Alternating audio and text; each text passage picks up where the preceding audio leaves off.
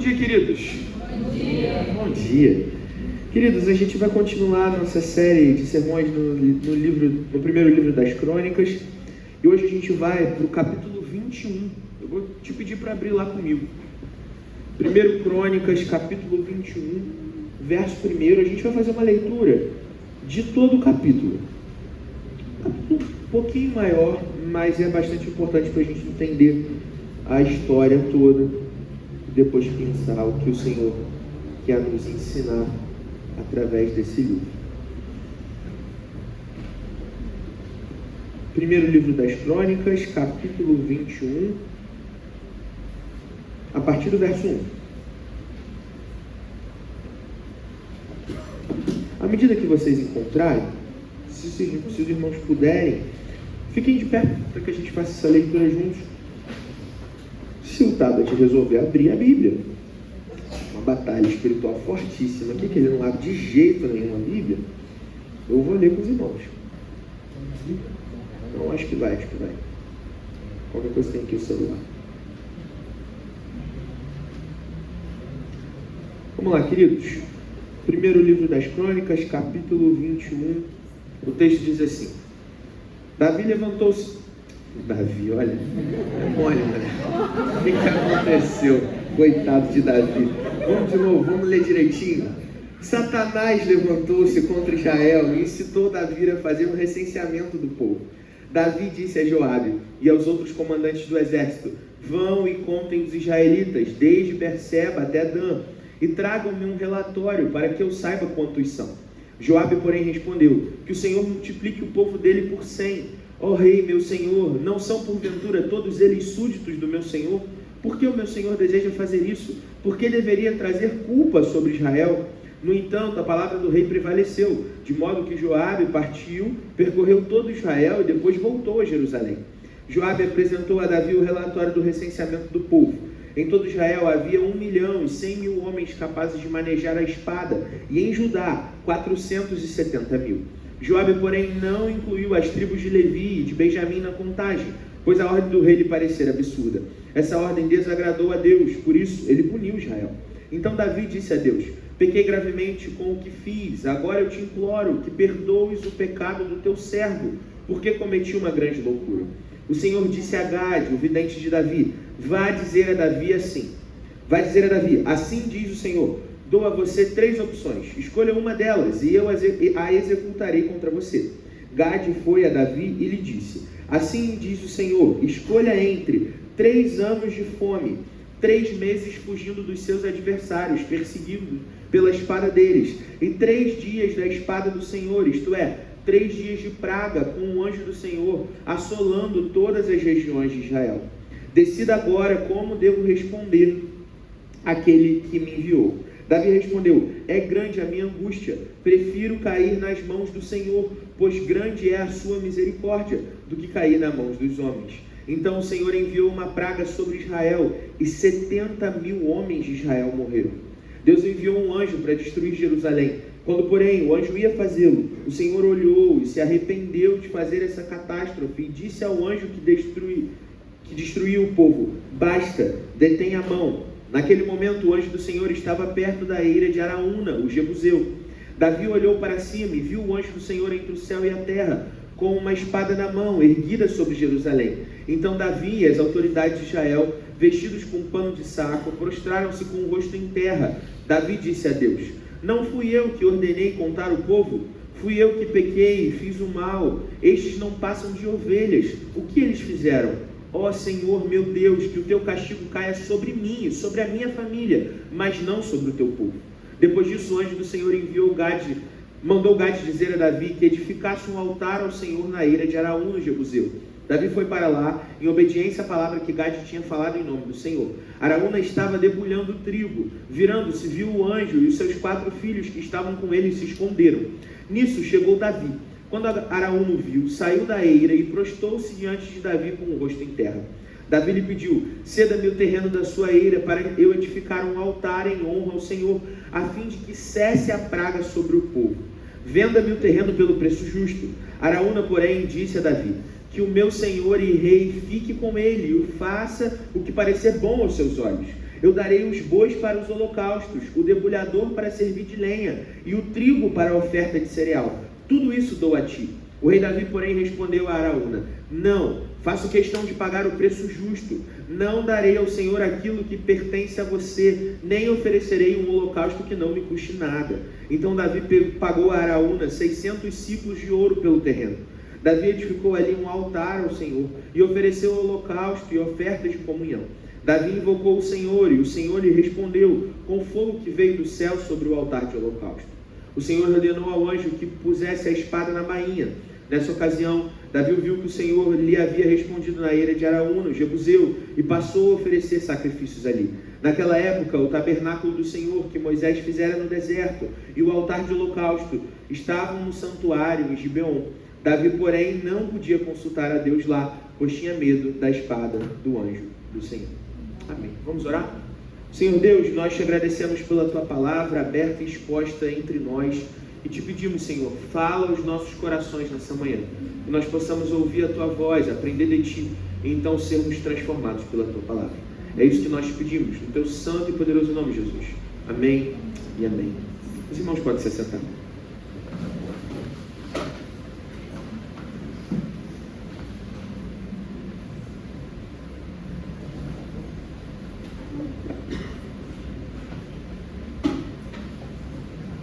Eu quero começar, queridos, nossa conversa de hoje com uma fofoca literária. Tem dois grandes autores de fantasia no nosso tempo, e obviamente essa minha fala é reducionista. Existem muitos autores de fantasia, mas estou falando de dois autores que são bastante célebres e icônicos no tempo presente, vivos ainda hoje escrevendo fantasia. Um deles é o Brandon Sanderson, cujos jovens dessa igreja estão cansados de ouvir falar, e o outro é o George Martin, que é o autor lá de Game of Thrones. Essas duas figuras, elas são muito importantes porque elas produzem uma série de livros aí em universos fantásticos que marcam a cultura pop em vários níveis, né? A série de Game of Thrones, né, As Crônicas de Gelo e Fogo, escrito pelo George Martin, foi adaptado pelo HBO e virou uma série aí com 8 temporadas, que é sensacional, mas acaba de maneira horrorosa. E aí, a gente acompanha essas duas figuras e é muito curioso, porque eles são dois autores com estilos muito diferentes. Ainda que os dois sejam bastante prestigiados, o Brandon, ele é uma máquina de escrever livro. Eu digo sempre que ele é meio psicopata. O cara escreve uns 4, 5 livros por ano, e a gente está falando de livros de quase 1.500 páginas. Ele criou um universo compartilhado entre os livros dele, então são várias sagas diferentes que acontecem no mesmo universo. Você pode ler a saga de maneira isolada, porque ela tem começo, meio e fim, mas se você ler junto com as outras sagas, você vai pegando um pano de fundo maior. É uma meta-história sendo contada dentro da história. No início dos capítulos, a gente tem epígrafes que apontam para acontecimentos futuros. No primeiro livro do relato da Guerra das Tempestades, já tem numa epígrafe como o livro vai acabar. Lá no 5º livro, ele já contou lá no começo qual é o final. A gente só não sabe ainda porque ainda não chegou lá no final. Mas quando você chegar, você vai ler e vai dizer: caraca, o cara já tinha pensado nisso lá atrás. Já o George Martin está há 15 anos para escrever um livro. Nunca terminou a história de Game of Thrones. Depois do final tenebroso da série, isso deu uma estimulada com certeza nele, porque o público não gostou. E ele está aí nessa, crise criativa, e eu escrevo no meu tempo, e não sei o que lá. E aí, essas duas figuras ficam sendo comparadas aí entre os fãs de fantasia, a ponto de recentemente o George Martin ter discutido com o Brandon Sanderson aí num evento de literatura. Rolou um climinha super gostoso assim num painel lá, quando eles debateram ali, embora o Brandon não tenha falado muita coisa. Essa minha exposição aqui puxa uma sardinha gigantesca para o Brandon Sanderson, porque eu gosto dele, é meu autor favorito de fantasia. Mas a realidade é que existe uma coisa importante. Quando a gente vai escrever um livro, quando um autor se propõe a contar uma história, é importante que ele saiba para onde ele vai. Ele começa a contar um relato e ele quer chegar em algum lugar. Essa história precisa ter começo, meio e fim. E boas histórias são amarradinhas. Tem lógica interna, tem regras internas que se respeitam. Quando o autor começa a escrever, ele sabe aonde vai terminar. Que desestimulante é você começar uma história e ver essa história interrompida. Não conseguir encontrar o final dela porque ninguém escreveu. Uma série cancelada, uma saga de livros que não se conclui. E o que a gente encontra, então, na escritura é uma história sendo contada. O que a gente faz aqui é expor histórias. Histórias pequenas que estão amarradas, tecidas numa grande história. A pergunta é: quando essa história começa a ser contada, será que a gente sabe aonde ela vai dar? Será que essa história tem um lugar para terminar? Será que as histórias que a gente expõe aqui, elas têm um propósito ou elas só são jogadas de maneira desmedida? A gente sabe a resposta para essas perguntas, mas à medida que a gente caminhar pela nossa exposição do texto de hoje, a gente vai encontrar mais recursos para responder sobre qual é a razão das histórias que nós encontramos na Escritura e qual é a razão das histórias que nós encontramos nas nossas próprias vidas. Nossas histórias estão sendo contadas. Que tipo de autor é o autor das nossas histórias? E aí, esse texto que a gente acabou de ler, ele se encontra nesse que é o primeiro livro das Crônicas. Livro esse que é composto, como a gente já viu na semana passada, num contexto pós-exílico, ou seja, o povo, ele viveu um momento de crise nacional gravíssima. Primeiro, quando o reino é dividido, Israel no norte, Judá no sul.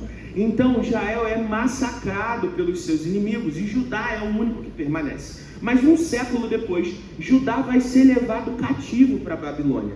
Aquela nação, então, vai ser completamente desestruturada e aquele povo que era um povo livre, vira um povo vassalo, vivendo em terra estrangeira.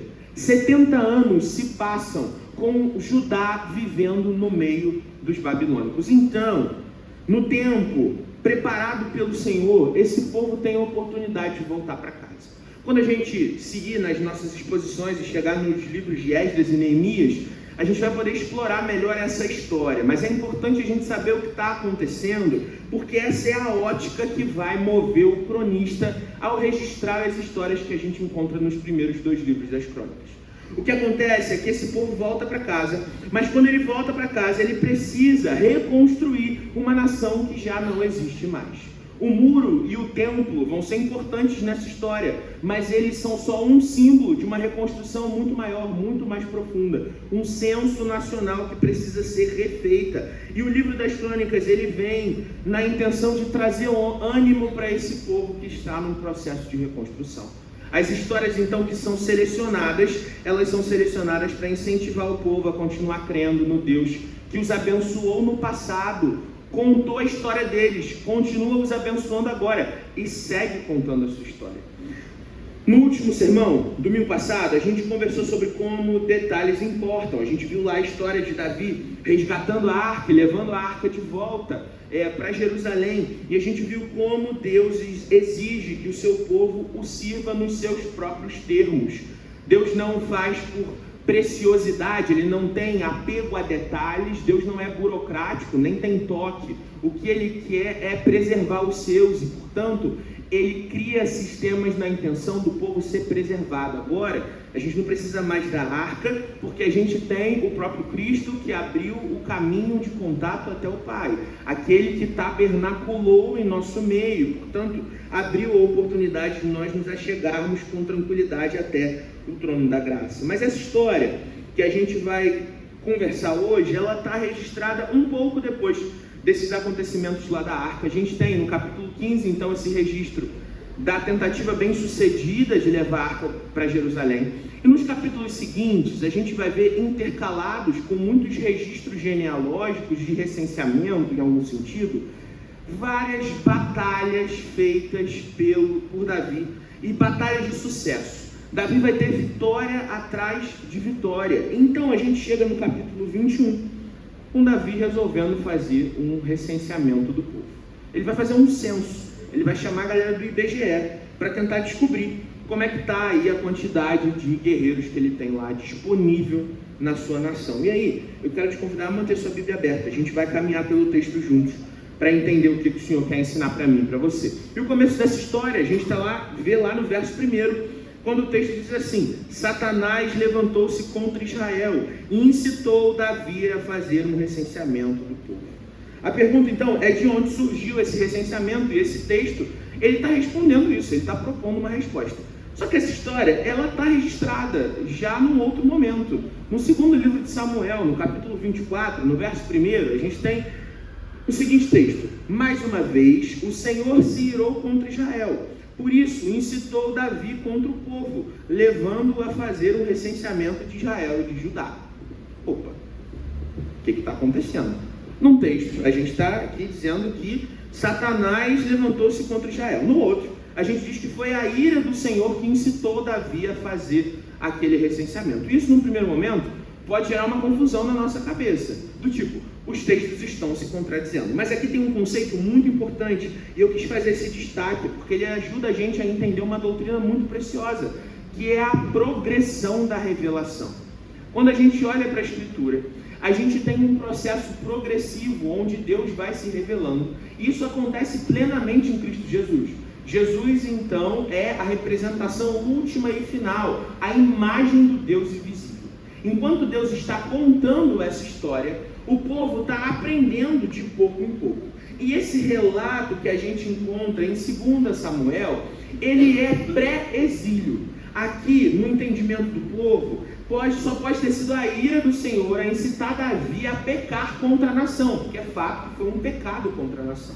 Então, no momento pós-exílio, existe um avanço da compreensão desse povo de quem é aquele que age como inimigo do povo de Deus. E por isso o registro de que, na verdade, Satanás é aquele que incita Davi a pecar contra o povo. O que é importante a gente ter em mente é, Satanás ele sempre está em rédeas curtas. Deus não perde o controle nem do inimigo das nossas almas. A gente, às vezes, cai no erro meio grego, né, de pensar em Satanás como um Hades, uma figura de domínio sobre a morte e o inferno, quando, na realidade, Deus continua governando sobre todas as coisas. E o que acontece é uma permissão da parte de Deus para que Satanás incitasse Davi na direção de pecado. Não é Deus quem tenta, porque a Escritura é clara, Deus não tenta homem nenhum, mas Ele permite que Satanás o faça, na intenção que a gente vai descobrir qual é. Por que isso vai acontecer? Por que é necessário que esse processo aconteça? Mas o que rola aqui é exatamente isso. O cronista, então, ele entende que aquilo ali é obra do inimigo do povo de Deus. Satanás incita Davi, e Davi compra essa ideia e faz o recenseamento. E a gente pode se perguntar, qual é o problema de fazer um recenseamento? O que tem de mais num censo, né? E a gente vai ler os versos 3 a 7 de novo, para entender a questão que vai começar a surgir. Joabe, porém, respondeu, que o Senhor multiplique o povo dele por 100. Ó rei, meu senhor, não são porventura todos eles súditos do meu senhor? Por que o meu senhor deseja fazer isso? Por que deveria trazer culpa sobre Israel? No entanto, a palavra do rei prevaleceu, de modo que Joabe partiu, percorreu todo Israel e depois voltou a Jerusalém. Joabe apresentou a Davi o relatório do recenseamento do povo. Em todo Israel havia 1.100.000 homens capazes de manejar a espada, e em Judá 470.000. Joabe, porém, não incluiu as tribos de Levi e de Benjamim na contagem, pois a ordem do rei lhe parecera absurda. Essa ordem desagradou a Deus, por isso ele puniu Israel. Porque o recenseamento, então, ele desagrada a Deus. E a gente tem duas razões possíveis para responder essa pergunta. A primeira delas é, existe aqui um descumprimento, provavelmente, um descumprimento das leis estipuladas pelo Senhor. Se a gente pegar o texto de Êxodo, capítulo 30, versos 11 a 16, a gente vai encontrar o seguinte registro. O Senhor então disse a Moisés, quando você fizer o recenseamento dos israelitas, cada um deles terá de trazer ao Senhor um preço pelo resgate por sua vida ao ser contado. Dessa forma, nenhuma praga virá sobre eles quando você os contar. Cada recenseado contribuirá com meio ciclo, com base no peso padrão do santuário, que tem 20 geras. O meio ciclo é uma oferta ao Senhor. Todos os recenseados da idade de 20 anos para cima darão ao Senhor essa oferta. Os ricos não contribuirão com mais, nem os pobres darão menos que meio ciclo, quando apresentarem a oferta ao Senhor como expiação pela vida deles. Receba dos israelitas o preço da expiação e use-os para o serviço da tenda do encontro. Será um memorial diante do Senhor em favor dos israelitas, para fazerem expiação pela própria vida. Existia aqui então um comando de uma taxa, um tributo que devia ser pago toda vez que o povo era recenseado. É importante a gente perceber o seguinte, não existe aqui distinção de pobres e ricos. O valor da vida está sendo estipulado no mesmo padrão. essa taxa, ela não é de fato uma expiação pela vida daquele povo, mas o símbolo da verdade de que Deus os resgatou e que eles são do próprio Deus, e que a dignidade deles não está vinculada com o que eles têm, mas com o Deus que os salvou e os tornou seu povo. É por isso que, ao contar, recensear a nação, Deus pede que esse povo contribua, para que eles se lembrem de quem eles são, povo resgatado pelo próprio Deus. Aqui, o dado é importante, meio ciclo. Para a gente ter uma ideia, e eu estava olhando alguns comentaristas, para ver quanto que seria a conversão desse valor para o nosso tempo, eu vi alguma coisa entre 15 centavos de dólar, 15 centavos de euro. É mais ou menos 20 mil reais. Mentira. Mas assim, é uma quantia muito pequena. É uma bobeira financeiramente falando. Isso reforça a ideia da simbologia dessa oferta dada pelo povo. Aquilo não está pagando grandes coisas, não é uma grande contribuição financeira. Deus não está fazendo reforma tributária e taxando o rico, mais o rico do que o pobre, porque não é essa a intenção. A intenção é trazer o seguinte ensino: vocês são o meu povo, a dignidade de vocês está vinculada a mim. A gente não tem, nem no texto de primeiro livro das Crônicas, nem no texto de 2 Samuel, um registro explícito de que isso foi feito, o que nos leva a entender que muito provavelmente Davi não cumpriu essa parte da lei como registrada. Isso já seria suficiente para acarretar praga sobre o povo, porque o texto deixa claro: faça isso para que não venha praga sobre o povo de Israel. Mas existe uma outra possibilidade de resposta. O recenseamento de Davi, ele tem um viés, que é um recenseamento militar. É isso que a gente encontra lá no texto. A gente vê o registro de 1.100.000 homens capazes de manejar a espada. O propósito, então, é captar uma noção de como está a força militar da nação. Isso pode apontar para um orgulho, uma desconfiança no coração de Davi. Davi não precisava saber como seus exércitos estavam. Isso não era necessário. Sabe por quê? Porque aquele que guerreava por Israel era o próprio Deus. A gente viu os relatos anteriores. Vitória atrás de vitória. Por que então fazer um censo detalhado do quantitativo militar? Porque importava para Davi saber quem exatamente estava apto para a guerra. Será que isso não aponta para um coração que deixa de descansar no poder e no governo do Senhor e passa a se fiar na sua própria capacidade militar, de gerência, de administração, de estratégia? Será que essas coisas não levam a gente a perceber em Davi um coração que está saindo do lugar onde devia estar? Essas duas possibilidades são duas possibilidades. A gente não pode ser tão categórico, porque o texto não expõe isso claramente para a gente. O que importa perceber é, de um jeito ou de outro, ou muito provavelmente, a mistura dessas duas coisas leva à punição do povo por causa da atitude de Davi. E Davi, ele não faz isso no escuro, porque Joabe avisa para ele. Joabe fala assim: por que você vai trazer, rei, culpa para o povo? Por que você vai trazer culpa sobre Israel? Mas a ordem do rei prevalece. E aí a gente vê as consequências desse recenseamento. A partir do verso 11, a gente encontra assim: Gade foi a Davi e lhe disse: assim diz o Senhor, escolha entre 3 anos de fome, 3 meses fugindo dos seus adversários, perseguido pela espada deles, e 3 dias da espada do Senhor, isso é, 3 dias de praga, com o anjo do Senhor assolando todas as regiões de Israel. Decida agora como devo responder àquele que me enviou. Davi respondeu: é grande a minha angústia, prefiro cair nas mãos do Senhor, pois grande é a sua misericórdia, do que cair na mão dos homens. Então o Senhor enviou uma praga sobre Israel, e 70.000 homens de Israel morreram. A gente vê uma punição severa da parte de Deus ao descumprimento da sua lei pelo rei. O rei era responsável por cuidar daquela nação. E quando Davi ele toma uma atitude na contramão da vontade de Deus, então as consequências são muito sérias. A gente vê 70.000 vidas sendo ceifadas. O texto mostra pra gente uma coisa certa sobre a percepção de Davi. Davi escolhe a praga do Senhor porque ele diz que ele prefere cair nas mãos do próprio Deus do que na mão dos homens, porque Deus é misericordioso. E o texto mostra exatamente isso pra gente. Deus envia o anjo, lá no verso 15, para destruir Jerusalém. Quando, porém, o anjo ia fazê-lo, o Senhor olhou e se arrependeu de trazer essa catástrofe e disse ao anjo que destruiu o povo: basta, detém a mão. A gente sabe que essa ideia aqui de arrependimento é só uma forma da gente entender o que está acontecendo. Deus não voltou atrás na sua decisão, Ele simplesmente ofertou misericórdia àquele povo que era, de maneira justa, punido pelas ações daquele que era representante do povo diante de Deus. E o que acontece então é que Davi vê a catástrofe que surgiu por conta da sua atitude irresponsável, e ele então se arrepende e busca reconciliação. A gente tem esse relato a partir do verso 17, a gente vai ler 17 a 19, depois vai pular lá para o 25. O verso 17 diz assim: Davi disse a Deus: não fui eu que ordenei contra o povo, fui eu que pequei e fiz o mal. Estes não passam de ovelhas. O que eles fizeram?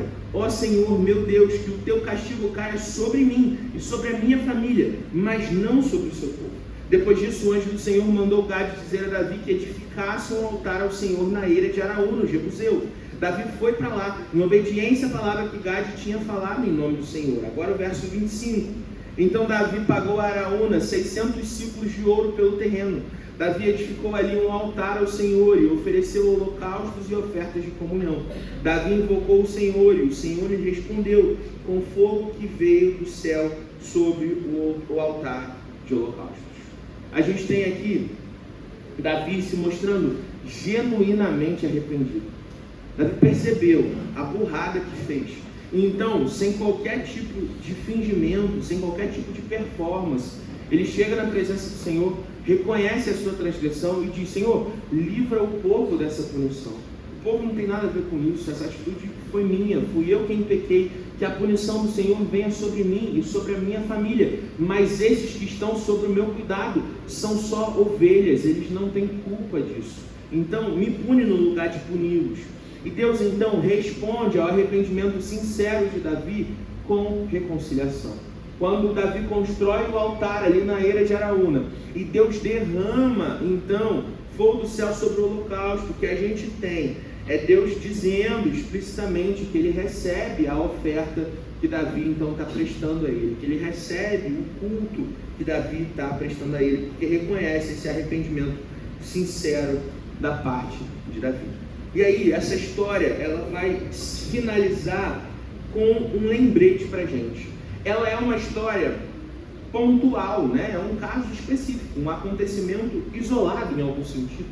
Mas, como eu disse no começo, ela está sendo tecida com a grande história. Pequenas histórias que são tecidas com a grande história. Se a gente abrir lá no capítulo 22, do primeiro livro das Crônicas, no verso 1, a gente vai ver Davi dizendo assim: então disse Davi: esse é o lugar para o templo de Deus, o Senhor, e do altar de holocaustos para Israel. Tem uma coisa acontecendo aqui no plano de fundo. Davi, ele já tinha externalizado para Deus o desejo de construir um templo para Deus. Ele diz: eu tenho uma casa para mim, mas o Senhor não tem um templo, então eu queria construí-lo. Deus diz assim: Davi, porque você é um guerreiro, suas mãos estão sujas de sangue, não vai ser você quem vai construir o templo para mim, mas seu filho Salomão o fará. Quando essa sequência de acontecimentos que a gente viu registrados no capítulo 21 acontece, o desdobramento final é Davi construindo um altar ali no lugar da eira de Araúna, e então percebendo: é aqui que Deus quer que o seu templo seja construído.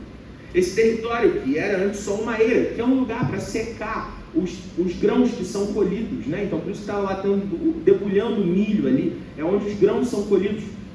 Davi então transforma aquele espaço no espaço da construção do templo de Deus. Território esse que até hoje é a colina do monte lá em Israel, o lugar onde está lá a construção do templo. Por quê? Porque houve um entendimento que era o que Deus queria. Ou seja, a gente vê uma história pontual se desdobrando numa história maior. O mal sendo convertido em outra coisa. E a gente vai conversar sobre isso.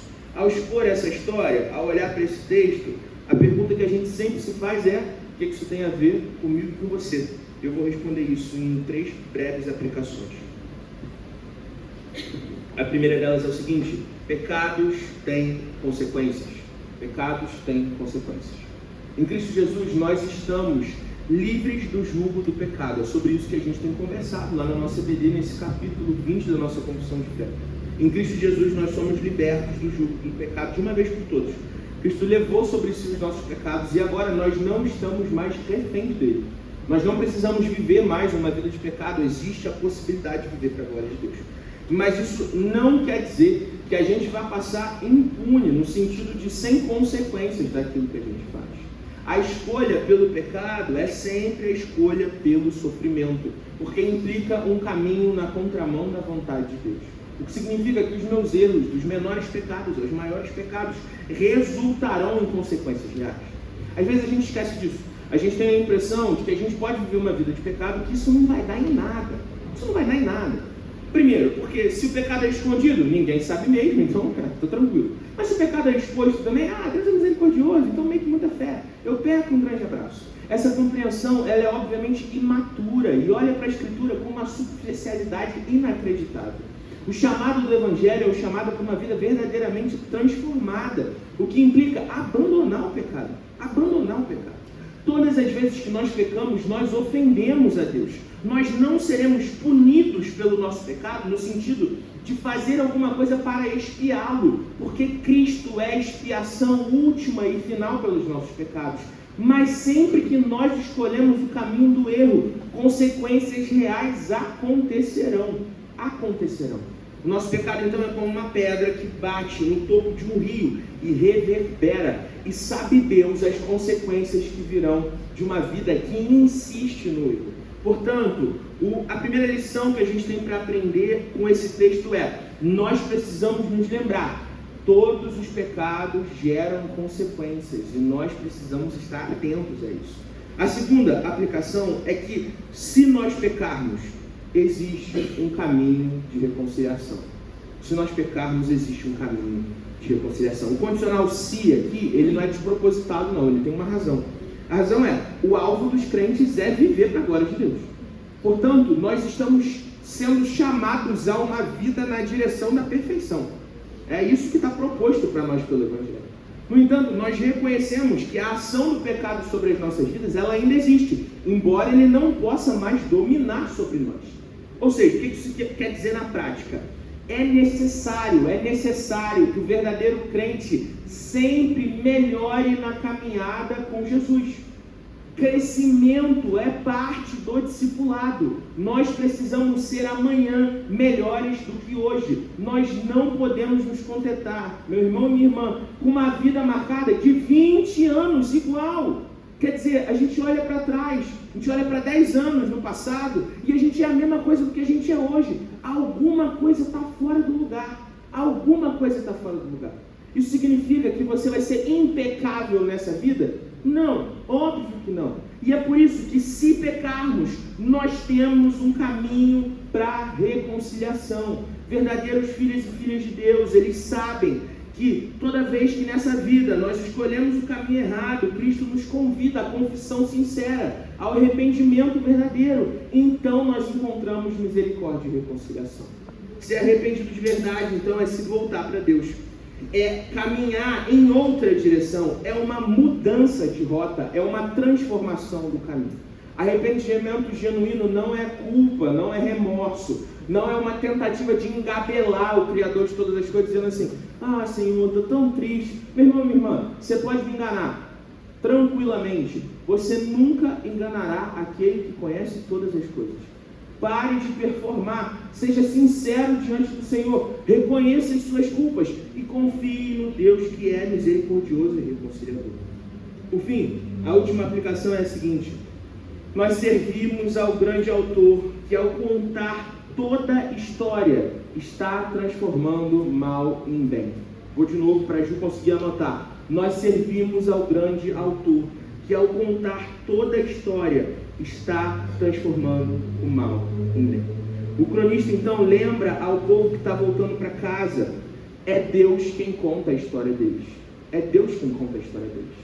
Foi Deus quem conduziu Judá até o cativeiro, porque isso era punição pelo descumprimento da aliança. É Deus quem traz Judá de volta para a sua terra e o ajudará no processo de reconstrução da sua nação. Por que Deus faz essas coisas? Por que esse caminho que parece tão tortuoso para a gente? Por que a sabedoria popular postulou que Deus escreve certo por linhas tortas? Porque eu e você não conhecemos a história toda. O livro, o último livro, não está na nossa mão. A gente não viu lá, coisa por coisa, explicadinho. Eu tenho uma agonia danada quando o autor não diz para mim o que ele queria dizer com aquela coisa, sabe? Eu chego lá no final e eu tenho que deduzir. Eu não quero deduzir. Fala para mim, eu sou burro. Me conta qual é o teu plano. E o que a gente descobre, então, é que Deus está contando uma história. E quando esse povo volta para casa, ele não tem o que a gente tem. Ele não tem a escritura. A revelação não está completa. Eles não sabem qual é a intenção por trás disso tudo. Eles ainda não entenderam que o Messias virá, que Cristo é aquele que vem para salvar os pecadores, e não só Israel, mas todos aqueles que creem. Mas eu e você, nós conhecemos essa história. Quando o povo volta do cativeiro, o cronista os está lembrando, Deus não desistiu de nós. Deus ainda está contando uma história através das nossas vidas. E essa história passa por transformar mal em bem. Quando Deus começa, então, a escrever a primeira linha da história do mundo, a primeira linha da minha história, Ele sabe exatamente onde isso vai dar. Ele sabe exatamente onde isso vai dar. Deus não tem crise criativa. Ele não demora a entregar o próximo capítulo. Já está absolutamente tudo planejado. Ele sabe o que está fazendo. E tudo isso deve levar a mim e a você ao lugar do descanso. Nós podemos descansar na realidade de que nós não estamos deixados à nossa própria sorte. Deus é aquele que tece a história da nossa existência. A verdade é que a gente não entende por que coisas difíceis acontecem. A gente nem sempre vai entender, irmãos. A gente não vai ter resposta sobre por que certas situações acontecem com a gente e outras não. Eu absolutamente nunca vou saber. Porque num dia qualquer que eu estava saindo daqui da igreja, no primeiro ano que eu vim para cá, andando na rua, o cara roubou meu celular e levou meu celular embora. Meu celular que eu tinha acabado de pagar. Eu não faço a menor ideia. E nunca vou saber. E quer saber? Não importa. O fato é que esse pequeno capítulo, que é detalhe na minha história, existiu por alguma razão. Deus estava me ensinando alguma coisa. Deus estava reforçando confiança. Deus estava reforçando atenção. Existem lições a tirar dessa grande história. O que importa saber é, o autor não ignora a mim e a você. Ele está compondo a nossa história. Ele continuará fazendo isso. Porque a nossa vida faz parte da grande narrativa contada pelo Senhor. O chamado, então, para mim e para você, é para que nós descansemos nessa realidade. Assim como Deus conduziu aquele povo, transformando o mal em bem, como Ele transformou esse pecado de Davi em benefício, porque acabou resultando no lugar onde o templo seria construído. Deus está convertendo nossas atitudes ruins em bondade para a sua glória. Qual é, então, a minha e a sua participação nessa história? Um esforço contínuo para sermos gente que cumpre a vontade de Deus em todo o tempo, confiando que os próximos capítulos já foram escritos. Ele já o conhece. E no dia de Cristo Jesus, nós vamos poder olhar para a história toda e pensar que beleza é ser escrito por um autor que sabe o que está fazendo. Que beleza é ser escrito por um autor que sabe o que está fazendo. Confie no Senhor. Confie no autor da minha e da sua história. Descanse nele. Amém? Vamos orar? Senhor Deus, Deus poderoso, Deus amoroso, nós olhamos para as nossas vidas, nós olhamos para o tecido bíblico, nós olhamos para a realidade e nós percebemos, existem desafios, existem dificuldades, existe maldade, Senhor, mas acima de tudo, existe uma pena incansável, a pena do autor da história, aquele que redige cada uma das linhas com todo cuidado, todo amor e toda misericórdia. Obrigado porque o Senhor enviou seu próprio Filho, que se fez homem, viveu e morreu no nosso lugar. E essa intervenção maravilhosa nas nossas histórias é aquilo que nos trouxe até esse momento, até esse dia, sentados aqui, olhando para a Escritura. Jesus, obrigado porque o Senhor não nos desampara jamais, em nenhum momento. O Senhor está cuidando de nós. O Senhor está orientando os nossos passos e nós queremos descansar em Ti. Senhor, não nos deixa viver como gente que peca sem pensar nas consequências, que escolhe o caminho do sofrimento sem perceber quão duro é uma vida distante de Ti. Que os nossos corações eles sejam cativos à Tua palavra, que nós estejamos prostrados diante de Ti, comprometidos em viver para a Tua glória. Senhor, no entanto, se nós pecarmos, que nós não sejamos teimosos, orgulhosos ou medrosos, mas que nós escolhamos o caminho do amor, de voltar até a Sua presença com corações prostrados e então Te pedir, nos perdoa pelas nossas transgressões. Acima de tudo, Senhor, nos transforma para a Tua glória, que nós possamos dizer, de fato, hoje estamos melhor que ontem e amanhã estaremos melhor do que hoje, porque estamos comprometidos com o Teu Evangelho e com o processo de crescimento. Nos ajuda nessa jornada, fortalece os nossos pés, nos abençoe e guarda. É o que nós pedimos, no Teu santo e poderoso nome, Jesus. Amém.